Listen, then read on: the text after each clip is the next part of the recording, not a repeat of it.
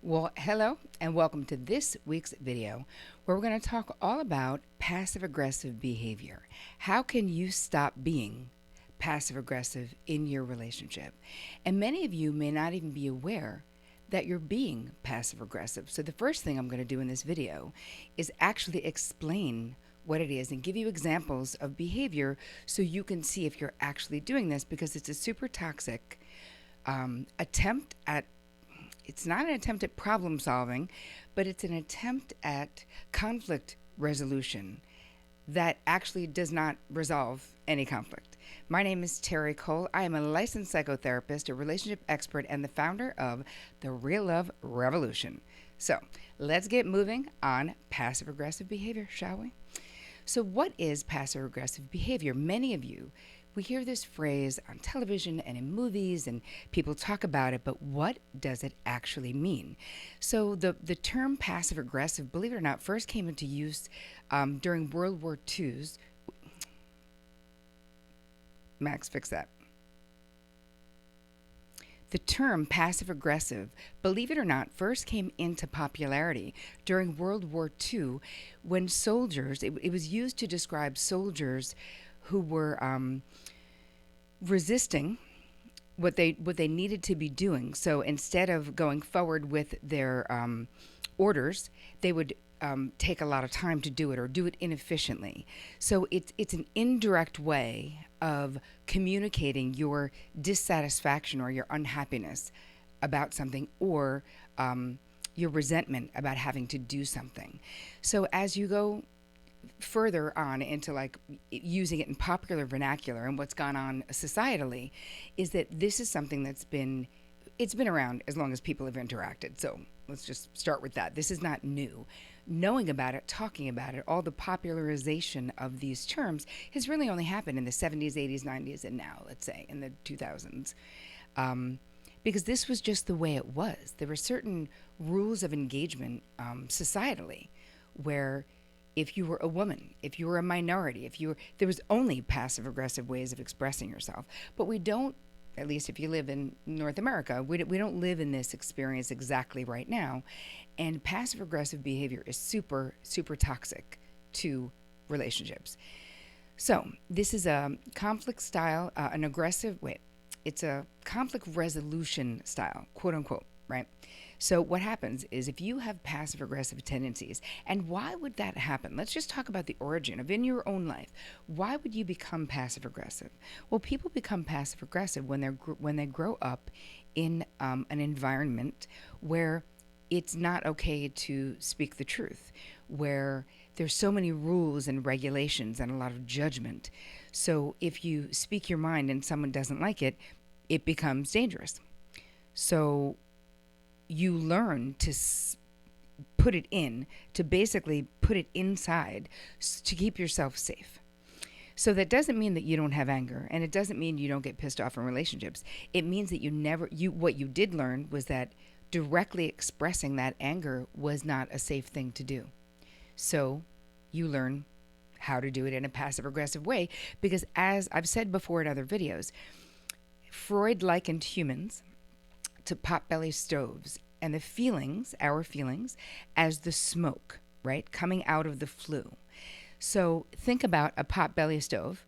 Can you control where the smoke comes out? Even if you cram a bunch of stuff down that flue, down the chimney of it, does that make the smoke go away? Of course not. That makes the smoke come out sideways, every nook and cranny, any place that there's a space for it to come out. And it comes out anyway, is the point. With feelings, when you do this and they don't come out directly in some way, they come out, but we don't understand what we're even expressing or experiencing. They come out sideways, and the person who's experiencing the feelings or the smoke doesn't even know what's going on with themselves. So passive aggressive expression of anger is not just inefficient, but it sets up a cycle of inauthentic interaction. Now, it's authentic because you're pissed, and so you are expressing that. But it's maybe inauthentic is the wrong way to describe it. It's definitely an ineffective way of communicating your anger because you're not you don't get the satisfaction of saying it directly, and the person who you're in a relationship with doesn't get the benefit of understanding what the hell is wrong and how they can change it. And then the denial. So anyway, let me enough about that. Let's just move on to the phases, right? Stage 1 of passive aggressive conflict cycle, basically. So there's a whole cycle of what you do. So as you develop this, individuals usually think like the direct expression of anger, as I was saying before, should be avoided at all costs because of whatever it is that you learned.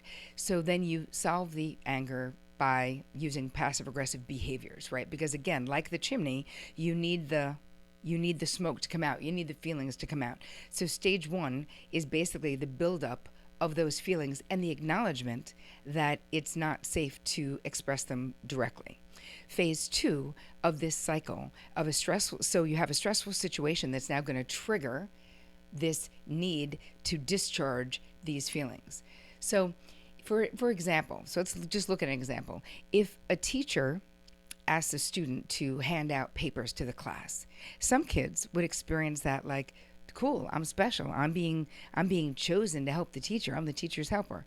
Some kids, if you have an experience in your childhood of feeling undervalued or unappreciated, or if there's an expectation on you as a child that you'll be doing all of these sort of adult things, whether it's cooking dinner or taking care of other siblings, a teacher asking you to pass out papers might feel like a burden. You might feel resentful, like, why do I have to do it? I'm the student, I'm the kid, or whatever it is, right?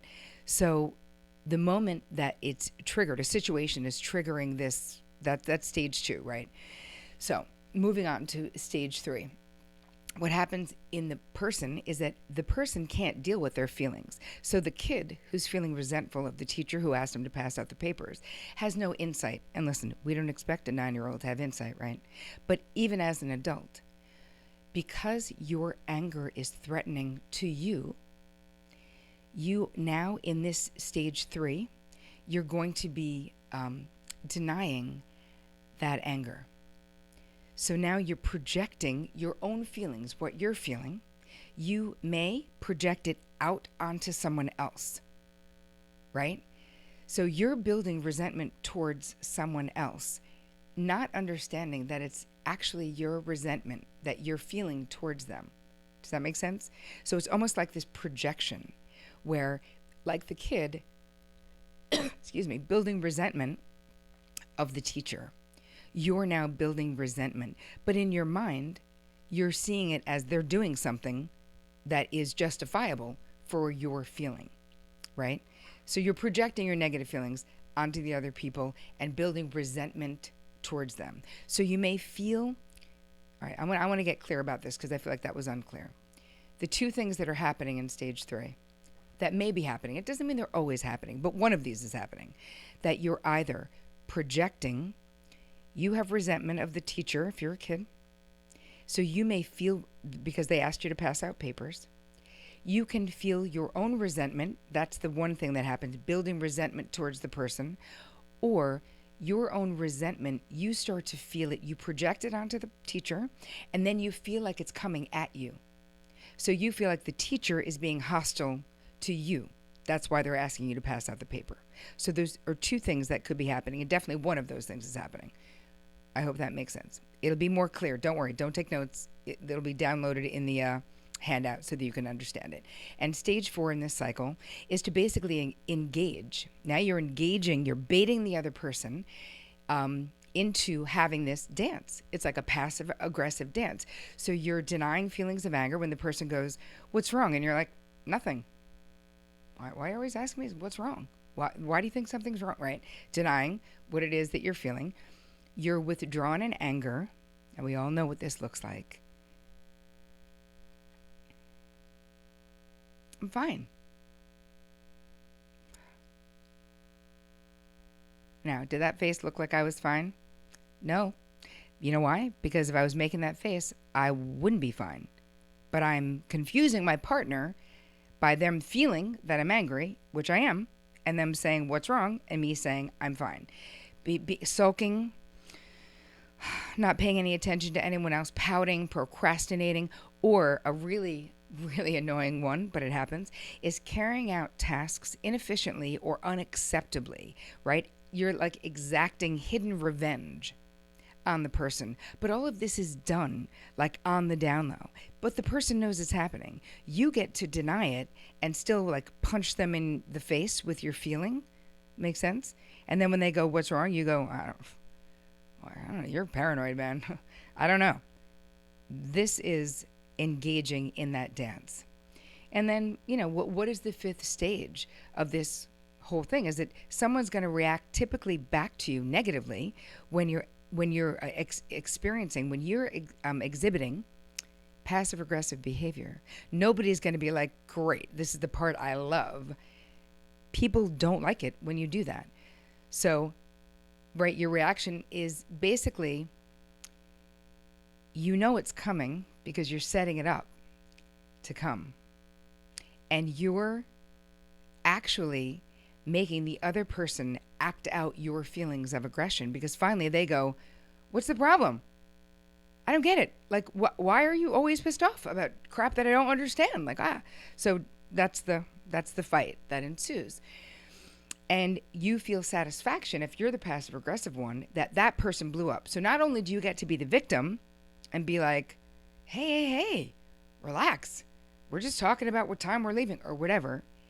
You get to feel there's relief for you in the other person acting aggressively. So I'm going to give you a personal example of my own life of passive aggressive behavior. So when Vic and I met, my husband, we got along great, and could work anything out. It really was not a perfect relationship. I'm not saying it was perfect, but we were perfect for each other. And when I say that, you understand, he was married, he was divorced, he was widowed, he had 3 teenage sons who were acting out. Like, the other people, I was never married, I lived on the Upper West Side of Manhattan. Other people were like, "Wait a minute, well, how is this perfect?" But I knew from the moment we made that heart connection, I didn't care. He could have 107 teenage sons who were acting out, and I would have been like, "Don't care. There's enough love," because I finally found who my person, and I just felt like I never wanted to live another day of my life without him. I didn't care what was happening. I didn't care how stressful it was with the kids or kids acting out or whatever we were going through. We were going through financial troubles. I didn't care. I was like, at the end of the day, if when I lay my head down on the pillow, you're the person I'm next to, I don't care about the rest of it because it's better. Everything is better with Vic. That's what I always say. My friends are like, "Oh, you're so corny." But it's the truth in my life. My life is better with Vic. So whatever that meant, I was like, yes, bring it. Anyway, back to the passive aggressive thing. So the one problem we had from the beginning had to do with time. So this may sound weird. Like, what do you mean about time? What has to do with time? Like, I'm a person who was like a Nazi about time, basically, and I was always early. And Vic was someone who was really lax about time, and he would be late. So in the beginning, of course, you have all this latitude when you're in a new relationship and you're madly, deeply in love. But still, even from the beginning, I said to him, "Listen, I got this whole thing about time. Like, I really need you to be pretty timely, because if not," he'd say, "Okay." But then as we sunk into the relationship and real life happening, it would happen where we would have this conflict about time, and we would have the same fight, like crazy things. This is how you know it's passive aggressive, right? Because I would be sitting in the car outside of our house, and I would actually be sitting in the car waiting for him and be beeping the horn. Like, who does that? That's so not normal, right? I would be extremely pissed about him making me late to places. He wouldn't necessarily be late to meet me somewhere, but it would be that if we were going somewhere together, he would always have another 75 things that he had to do before we left, and we would end up being late. And for someone who's chronically early, being with someone who sort of makes you even a little bit late can be crazy making.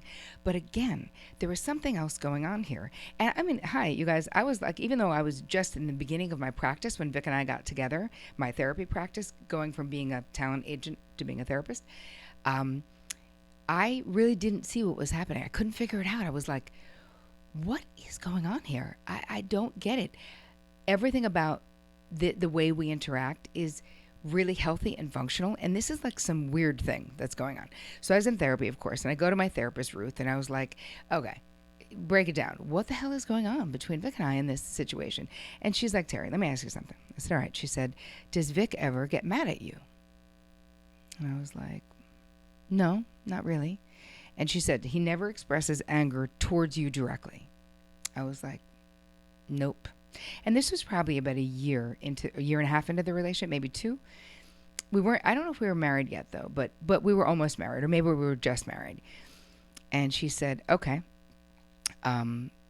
that's not normal, right? You know that. I was like, oh. And I had such a thing with rage and anger that I couldn't deal with someone who would be rageful, which he knew. So I'm sure there was good reason why he didn't want to express his anger towards me.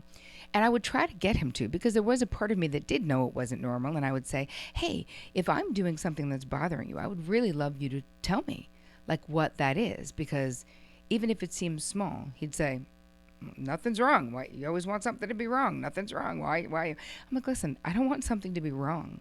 I really want to know if you have a preference. Am I doing something that's bothering you? I'd rather not do it. Whatever it is. There's no way. Like, of course your partner is going to get on your nerves. That's called being in a relationship or being married. And there are ways that you can make those things smaller. Anyway, so finally at one point he said, well, after you wash your hair, you have all this hair in the drain. Could you clean it out immediately? Because it's kind of gross. I was like, of course.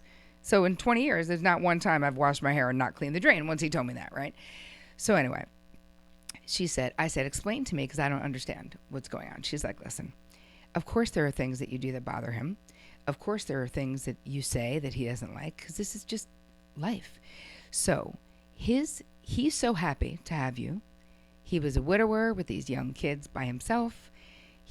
Didn't think this was going to happen for him in his life. I was like, yeah, well, neither did I. So, I guess we're both in the same boat there. And so it's threatening to him. If he feels anger at you, he would be too threatened to tell you about it. So this is a way of expressing that anger, because that anger has to come out. And I'm like, wow, okay, this is like confusing. So explain it. So she explained it more, and she's like, so imagine it. It's like, here's his anger. And she put her fist. And then she said, and he disavows it. I can't do it because I have the mic in my hand, but like chopping it off. So imagine he just chopped off his hand, and then it's like he's cramming it down your throat or shoving it up your ass. Either one, right? Anyway, it's out of him because he can't deal it. So it's called like disavowing a feeling that's too threatening to handle and putting it into the other person, sort of. And how you know that someone's doing that is because Vic would be late, even though he knew for sure somewhere that it was going to make me really mad. So now what he was getting out of it unconsciously was that I would express my anger and his anger. So he would get to go, hey, all right, why are you flipping out? Like, it's not necessary. Like, why are you so mad at this, Terri? We're not even going to be late. It's going to be fine. So I'm just going to tell you the quick story of the culmination of how I ended this in my marriage, how I ended the passive aggressive anger expression, because I feel like it's a perfect illustration of what it is. So we were going to a friend's wedding. Now I finally got it in my mind what it was. So I'm like, I'm not going to talk about it with him. I'm going to let it play out. And then I'm not going to do my side of the dance. No matter how late he makes us for this wedding, I'm not going to be pissed. I'm really not, because I was really done with acting out his feeling. So I'm ready. I'm already dressed. Makeup is ready. My tea is ready. We have 1 hour until we need to leave. According to me, we need to leave, giving us a ridiculous amount of time to get to this place. Because not only do I want to be to the wedding, it was outside. I wanted to sit in the front row, like the front pew. I don't want to come in late. I don't want to miss the ceremony. Like, this is just me. So in my mind, we needed to leave by 1 o'clock to get there on time. He's like, listen, I'm just going to jump out to the store, famous last words, and I'll be right back. Okay. He comes back 5 minutes before we're supposed to be out the door, according to me. And not only is there only 5 minutes for him to get in the shower and put on his tuxedo and do whatever, he has wood on the car. So now I'm like, can you imagine how much I'm breathing and like trying not to be pissed? Like, are you ridiculous? Why do you have wood on the car? We're leaving now. And you have wood on the car and you're not dressed and haven't showered. But I'm not doing that, because that's the old dance. That's going to make me express his anger, right? His unconscious anger. So he comes in and now he's doing the old dance. He doesn't realize something has changed. So he's like, I was behind someone who's going so slow. This guy was an idiot. I was like, hey, babe, your tux is out. Everything is pressed. Don't worry about it. I was like, I'm drinking my tea. Hop in the shower. It'll be fine. I was like, listen, if we're a little bit late to the ceremony, it's fine. Now, of course, he's still not even hearing me, because he's so busy doing the old dance. He's like, I'm going to take me 5 minutes. I was like, babe, don't worry about it. It's cool. I got it. And of course, he's looking at me like, who the hell are you? And where's my girlfriend? Like, what is happening? So he goes upstairs, does his thing. He yells down, I won't shave. I was like, shave is fine. We don't have a problem. So I think he may ask one of the boys to get the wood off the car. Or I did. And we ended up leaving. And we ended up, of course, getting there in plenty of time because I was as ridiculous as he was, thinking that we needed like 7 hours to get somewhere when we only needed 2 or whatever it was. So we get there in plenty of time, but on the way there, I explained to him now, it felt so good to not do the dance. It felt so good not to spend the entire ride to my friend's wedding being withdrawn in anger in the car like a 5-year-old, which is what would have happened. I would have been like, what? That's fine. I'm just tired. Or whatever. I'm PMSing or whatever the excuse is that I would use to like take my anger as a big stick to beat him in the face with. All indirect. So when we got in the car, I said to him, once we started driving, and I wasn't mad at all. Like it felt so good to be free of that stupid dance. I really wasn't mad. It's like I had this new perspective, and I also was totally committed to not expressing his anger. I was like, hey man, it's hard enough for me to express my own anger because of the way that I was raised. Like, I don't need to have to, you chopping yours off and shoving it down my throat. Like, I don't want to do that. So as we're driving, I said, hey, did you notice anything different about our interaction going to this thing? And he was like, well, I noticed that you weren't pissed. I was like, and I'm not pissed. And he's like, but you know, it actually wasn't my fault. Like, he wants to have go in the dance because he still wants his anger to be expressed through me unconsciously. And I was like, no, but it's not about that. I was like, listen, and I explained to him what Ruth had said. And at first he was like, I don't know about that. I don't know. I was like, listen, all I'm saying is that you don't have to know. I know what has happened, and I know what I'm doing no more. I'm no more doing that dance. So you'll have to find a different way to express your anger, whether you think that's happening that way or not. And I'm going to be more direct in expressing mine because this is the only spot that we have this conflict, babe, and I don't want it. I love you. I don't want to spend another second in another car ever being pissed off about time. It's so dumb and weird, and I don't want to do it. And he was like, all right, well, that I can get on board with. You know, the other stuff, whatever, we'll see. And then over time, he became my biggest helper around me not being a weirdo about time, where I would start to be like, I think, we should get in the car. He's like, babe, we have exactly the right amount of time. We have more than enough time. And instead of me getting mad about that made me feel relaxed. So interesting how when you get healthy, how things shift. Anyway, okay, so wow, this is the longest video ever. It's 23 minutes, so I have to be done. So what I want to say is, I hope that this was helpful. I'm going to actually do a follow-up video on all of the ways that your passive-aggressive behavior is negatively impacting your life. I can't do it now because it's too long. So, but the other one is going to be great too, and it'll give you examples of it. But I wanted you to understand the cycle of passive aggression. And again, listen, this is not your fault, right? We were all raised in families that like just did the best they could and mostly didn't know what they were doing, So if you were raised in a way that you learned to express your anger this way, it's okay. Because now you're going to learn how to do it more healthily. All of us have our crap. So it isn't your fault, and there's nothing wrong with you, and there's no shame in expressing yourself that way. But now you're going to learn a better way to do it. Isn't that awesome? So you don't have to use sarcasm and being late and doing things inefficiently and saying yes while you're reading the paper, yes dear, while you're not paying attention. You don't have to do that anymore because that doesn't feel good, and it doesn't actually express your anger honestly.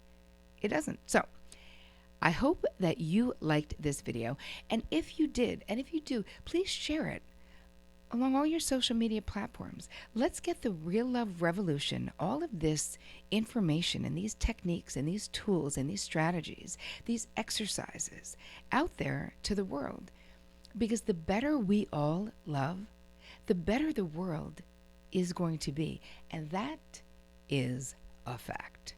So you probably already subscribed to my YouTube channel. If you don't, please go do it right now because I want you to be with me. I hope you guys have an amazing week, really diving deep, looking at your own behavior, and as always, take care of you.